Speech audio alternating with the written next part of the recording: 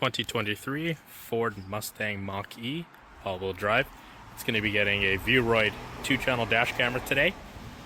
We're going to walk you through the full installation from A to Z. We'll get to it.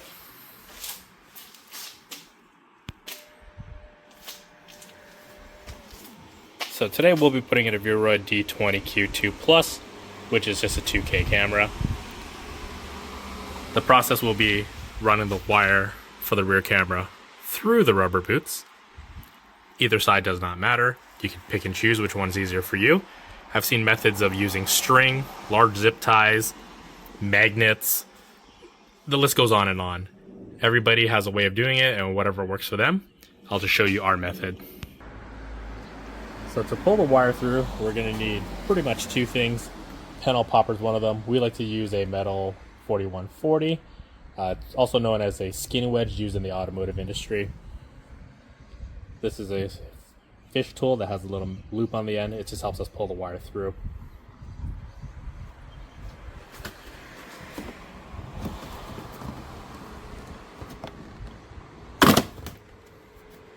Panel comes off. When it comes to rubber boots, you can pick which side is better for you. They feel equally full, just judging by the amount of wires. So we'll see if we can pop this open. You got to be careful with this. Some of them have release tabs. If you're not careful, you can break them. We're familiar with this vehicle because we've done plenty of them in the past.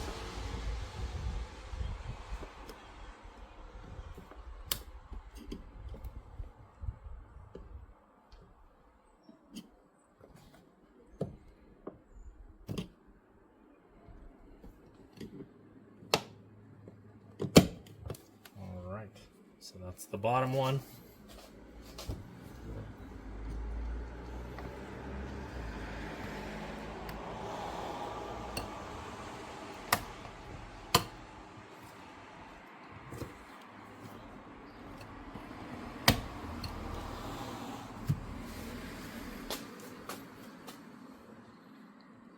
So we're just going to zoom in here.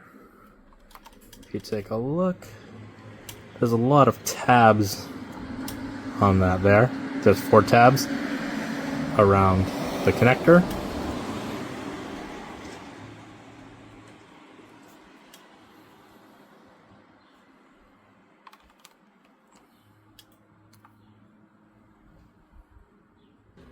So now we're going to pull the wire through the rubber boot. I just folded up the wire, just thicker on one side. I like to use a little bit of soapy water. We'll just move it quickly. This is in real time. Some people will say it takes up to 20 to 30 minutes to pull this through. That's actually probably a lot longer than it actually takes. So this one, we're just feeding it through the rubber boot here. So you can see in real time. This is usually about a minute or two. Sometimes on certain vehicles, it is a lot harder. But in this particular case, it's pretty easy. It's a wide open boot.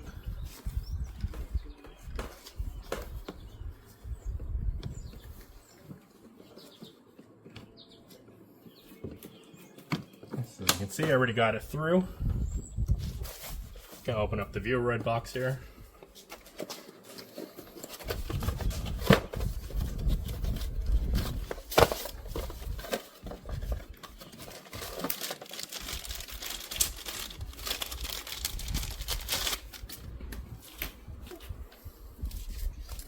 So in this particular case, this style has an angled connector and a smooth end.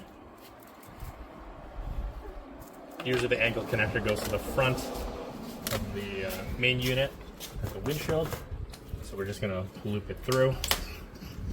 Give it a good distance here. Give a little quick lube spray.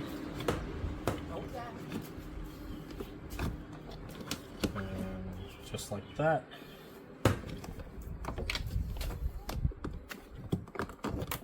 There we go. So through.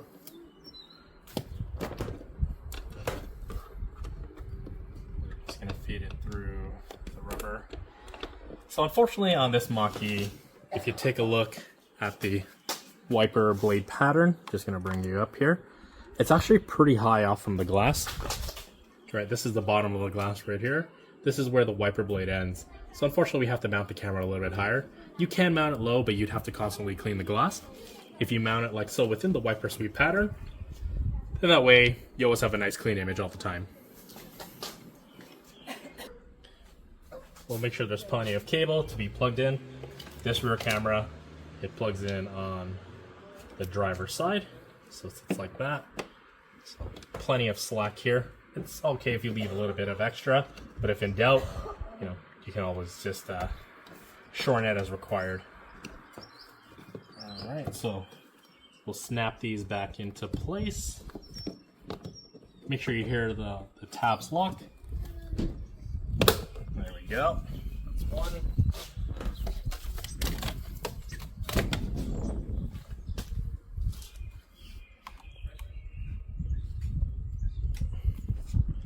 Try to get you back into frame here since I am the only one recording. All right, from here, you're gonna lift up the rubber, put your hands underneath. Now it is held in by magnets, this headliner. You just gotta pull down a little bit and you'll hear it unclick. Everybody has different preferences as to what they want to do. Typically, I'll take a roll of Tessa tape, which is the tape that we use anyways. I'll just put it in there as a little wedge. Remaining cable. Like this.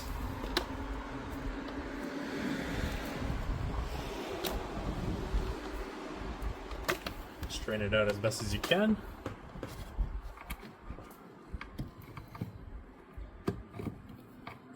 Through. Look underneath, you should be able to see it.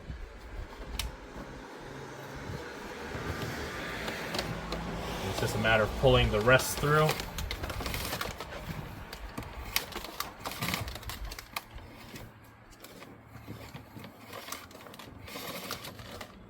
We'll be running the wires down towards the passenger side in this particular car.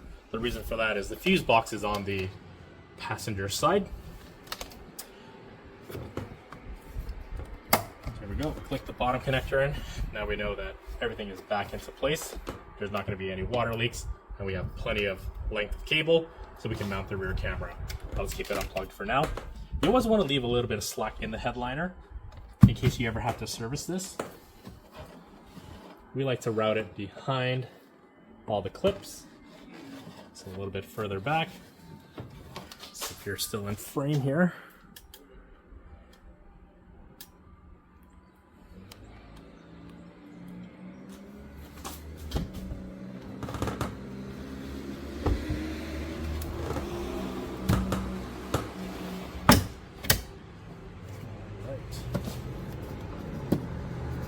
Peel the rubber back over. Make sure your hands are clean for this, especially if you have a white headliner. You just wash your hands if needed. The areas that I touched were not that dirty. It is a new vehicle. Now, that doesn't mean new vehicles aren't dirty. It's just that this particular one isn't.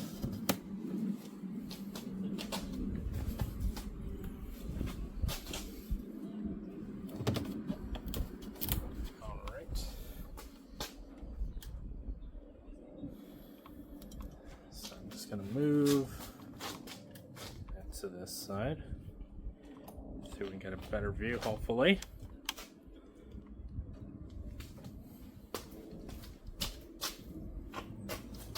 So now that it's gone around the headliner all the way behind the plastic, from here you can just tuck it with your fingers.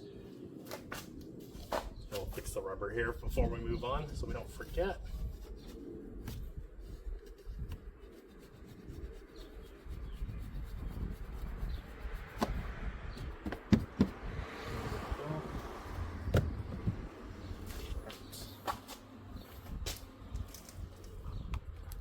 Be putting the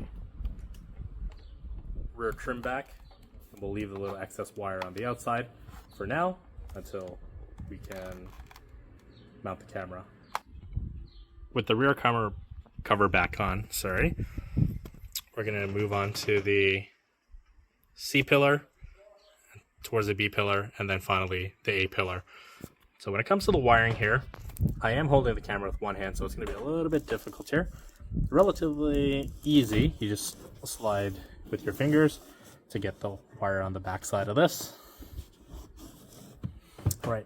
If you do have a panel tool, it does help. If you do require, something with thicker cables. In this particular instance, the cable is relatively thin because it's only 2K. Viofo and Thinkware do have thicker cables. So as you can see, the cable's already tucked. Right, using your finger, we can easily get it behind the panel.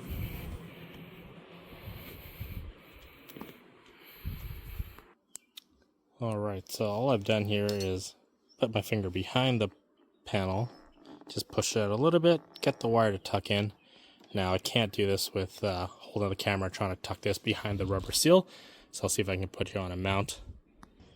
Wasn't able to get a great angle, so essentially just put your hand behind the rubber seal, pull the headliner down, just barely open it. Nope, it doesn't crease, doesn't cause any marks if you're careful.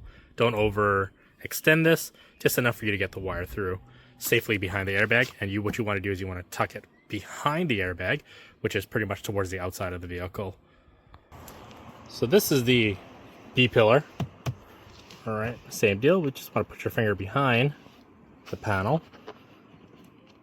Now, we use our hands because, well, it doesn't cause damage to anything. But if you find that you're worried, you can always use non-marring pry tools if needed.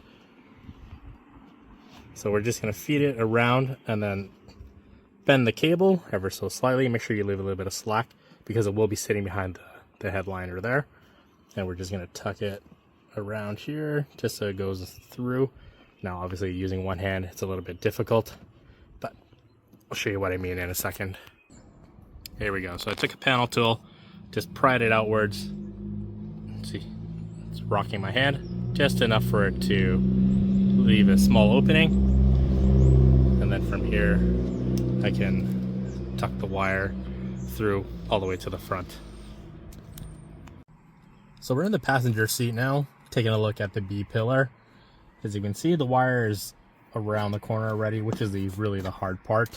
So from here, using pry tools, which is your friend in this case, you can just put it in, push ever so slightly so you have a light gap, and you should be able to comfortably tuck the wire in.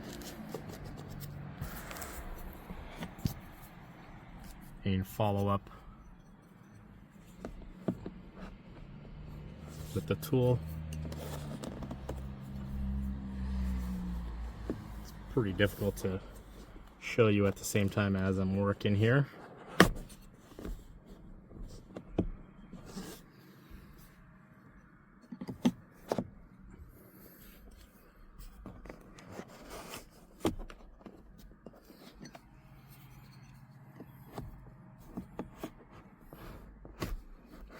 There we go. So as I was mentioning earlier, around the corners are usually the hardest because that's where it's the most tight. But if you put your finger behind the panel,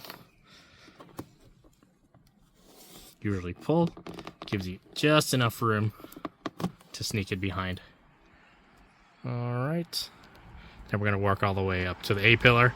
I'll show you the removal of that. So looking at the B pillar, we've run the wire all the way up pretty much to the A pillar. So from here, what we want to do to remove this, put your hand behind the panel and you're going to pull towards the driver's seat. It does require a little bit of force because remember, an airbag is behind us. This panel is not really designed to come off and hit you in the face. There are retainers on the backside, so that's the reason why it's a little bit firmer. So we'll try to get our fingers behind here.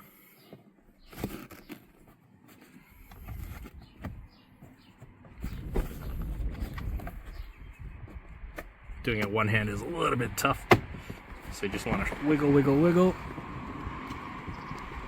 and it should pop off.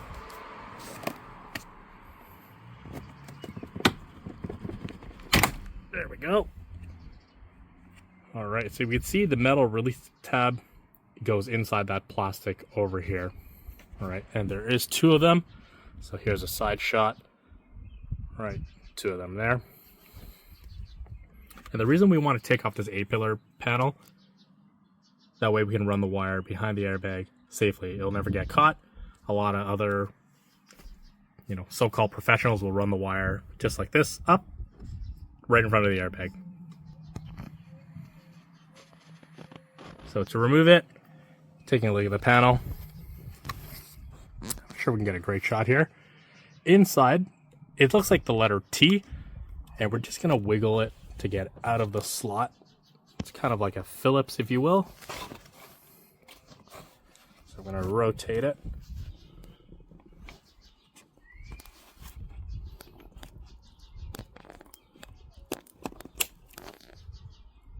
There we go. So you can see you have to rotate it 180 degrees, pull it out, and then rotate it again to take it out the second time. The same goes with the bottom one.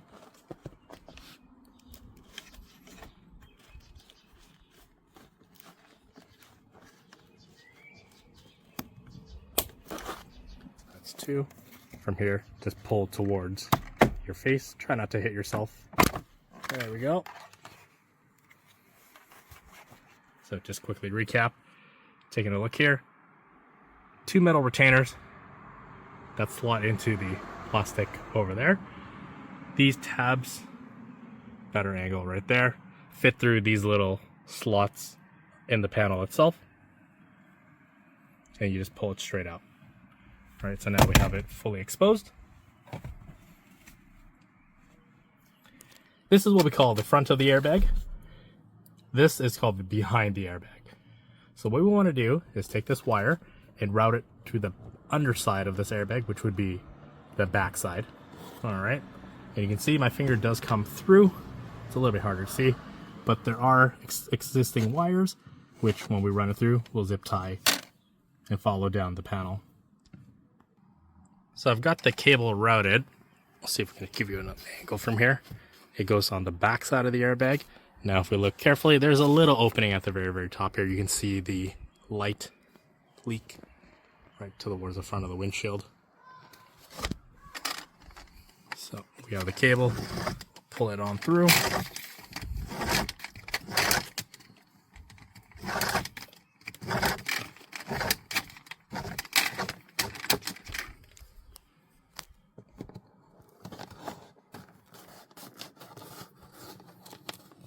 So let's make sure the cable's in place where we want it. I can fix the rubber, running my fingers down the side here. All right, as if nothing ever happened.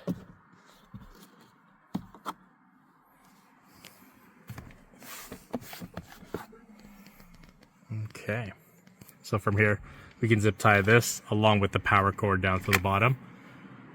We'll be removing the mirror housing. Taking a look at the mirror housing right here. It just pops downwards with a metal tool. You want to pry. If you have 2 hands, it makes it a heck of a lot easier. So we'll just show you right here.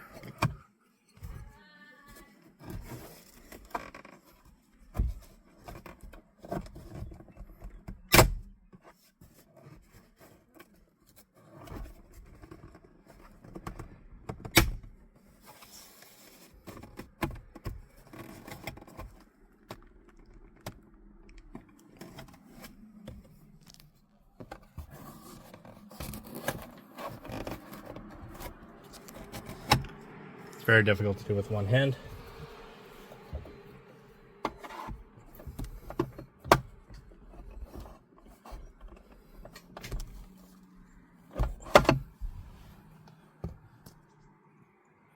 I'm gonna set down the camera just for a second here, and we're back. All right, so here we go. So if you take a look, there's 5 retaining clips in the white, and that just mates up with the upper housing there.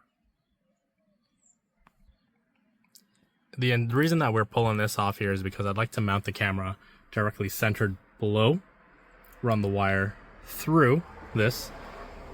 We'll avoid the lane camera all the way up across and then down. So let me square that away. Give me a couple seconds here. So here I have the front camera, relatively small in size. We're going to make sure everything is plugged in. So rear camera, along with power.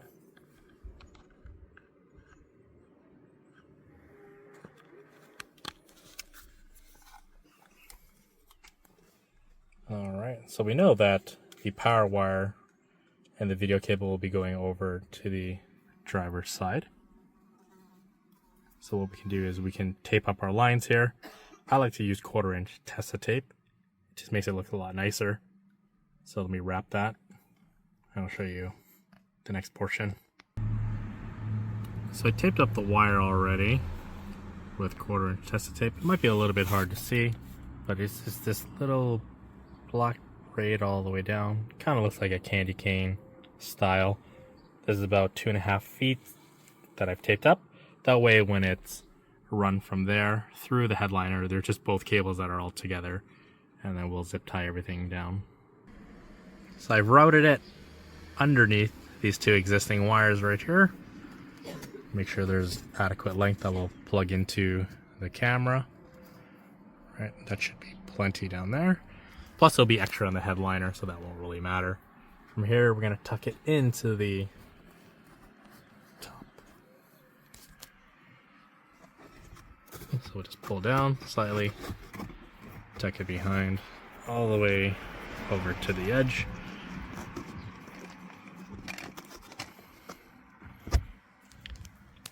Don't worry about damaging the headliner. As long as you're not pulling down too far, you should be able to put your hands underneath it and tuck it at least the distance of your fingers all the way back. All right.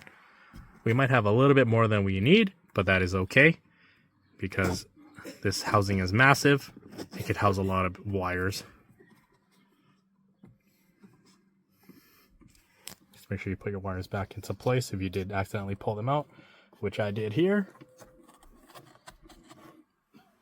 All right. Now we can zip tie it all the way down. I'll show that portion. All right, so I have the wires zip tied all the way down. This is actually, I think, a oversight when they manufactured this vehicle. This bolt that's holding in the airbag, it actually just rubs against this harness here, and there's no extra added protection. So what I've done is I've put a zip tie there, just exactly where it would line up. See if we can zoom in a little bit for you so you can see. There we go. So there wouldn't be any rubbing. If there is any rubbing, it's really rubbing on a zip tie as opposed to the wire harness itself. I think that's a little minor flaw. I don't know if vibrations would cause an issue over time, but should be okay from what I see there. As we can see, all the wires are down. And then we'll open up the side of the vehicle here, the side panels, which are just clipped into place.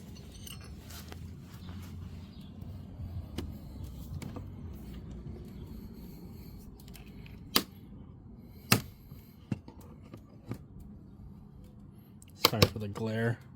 It is quite bright out today.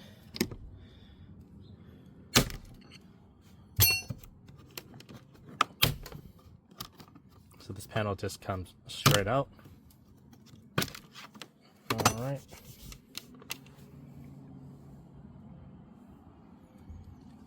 And then what we want to remove as well is this side panel right here. And it just, put your hands behind it. Let's give it a light pull. It should work itself free.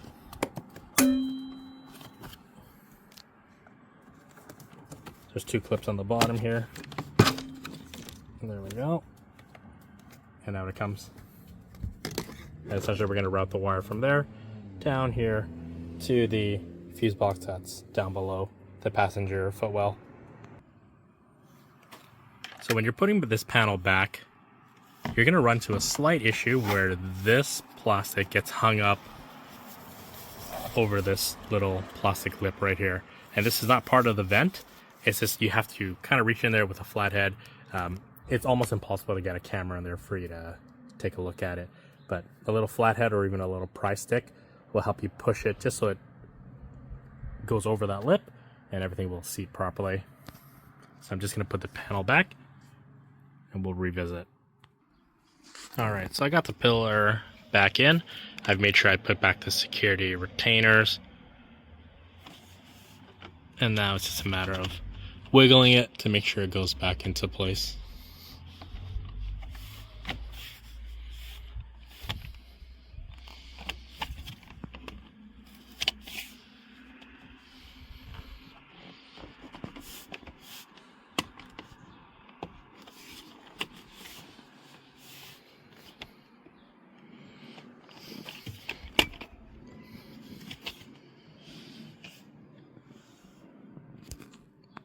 With the pillar back on, we run the wires down off to the side here, and then we can tuck the wire behind the carpet and access the lower fuse panel. All you have to do is just put your hand over it, give it a quick pull. It's 4 tabs. There we go. The wires that we need will be on the bottom left corner here. If you choose to fuse tap it, that's also fine as well.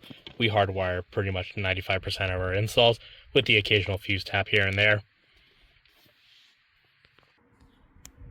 When we do Mustangs, I do like to take off the sill plate. Just makes it easy to access the ground, also run the wires neatly behind. So what we're going to do is just kind of get a grasp on it if you can. Obviously, pry tools are your friend here.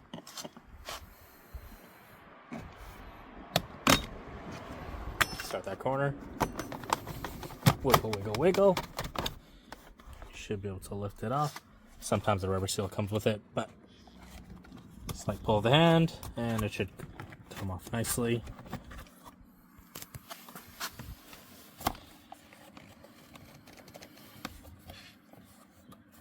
Alright, take out this panel. There are 2 orange clips that are left behind, which we can see right there.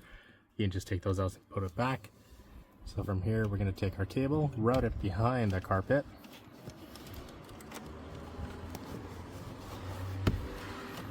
Alright, we have a factory ground point right here. Get deep in this corner. See if I can get some light in here.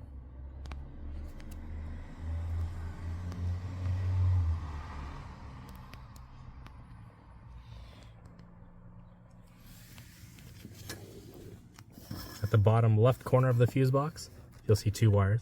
Red is your constant, the green is an ignition source. So you have 1, 2, and your 3rd connection for the ground right here. Alright, so what I've done is I've just scored the sheathing that was on this. That way I could peel that off just right here, because instead of extending the ground, if I just cut it back like so, has plenty of length for me to get to the ground point and the kick panel and over to the power connections over there. So I'm going to start to cut the wires, splice it, and show you when it's all done. Alright, so I've already grounded it, covered back behind the panel. Green wires, ignition, red wires, constant power, and I'll show you with a multimeter that we verified and tested it as well. The wire has been connected, soldered, taped up, and then we'll dress it with Testa tape after. Alright, so we dressed it with Testa tape, fleece fabric tape, so it kind of looks like factory as if it was never touched. As you can see, the red wire is constant 12 volts. If we move it to the other side, it shows nothing until we turn on the ignition. There we go. As you can see, be alert and use voice commands while driving. Turn it off. Voltage disappears. So we know that's the ignition wire. Now we'll button everything up. I've already put all the side panels back on, so everything is back to normal, along with the A-pillar. Right. So this just snaps back into place. And then we'll move back up to, excuse the glare, up to the top here. We'll put that panel back on, plug in the unit, make sure it's all mounted, centered, and we'll go through the setup. So I've put the mirror housing back together, had the wire come over and drape across the mirror mount. It's a little bit hard to see here, but it is out of the way.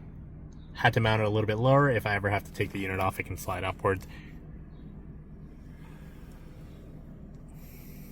So pretty much when sitting in the driver's seat, you can barely notice the bottom of the unit. So we'll turn it off. Parking recording starts. Parking recording starts. So we know that it is functioning correctly. And when we turn it on,